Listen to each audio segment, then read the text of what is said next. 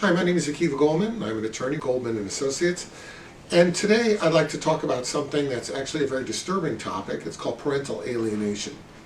Parental alienation comes about where one parent, instead of working with the other parent to deal with custody and parenting time issues, takes on the role of deliberately trying to create a toxic environment and horribilizes the other parent.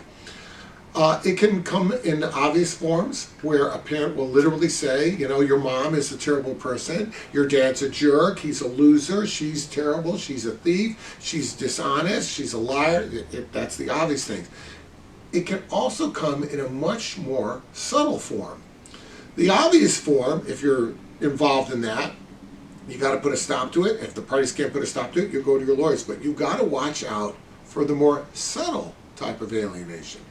Now, how does that reflect? Well, sometimes, for example, while alienation can be in the form of being verbally abusive to the other person, it can come about like this. Let's say mom has the child, dad is supposed to have the child on the weekends, so mom starts scheduling family to come over, knowing full well that they're coming over on dad's weekend. So what happens in that scenario?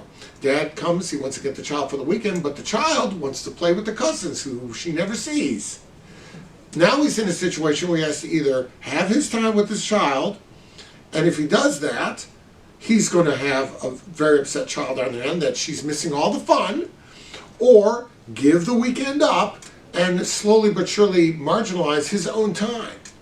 That's a terrible position to be in. That is also a form of alienation. I've seen it come up in a lot of different ways. Sometimes it's scheduling family coming over. Sometimes it's a situation where there is a blended family, so all the kids are going on this great trip on the week that the child is supposed to go to dad. That's a huge form of alienation because now that child begins to resent that parent because he or she can't go with the others.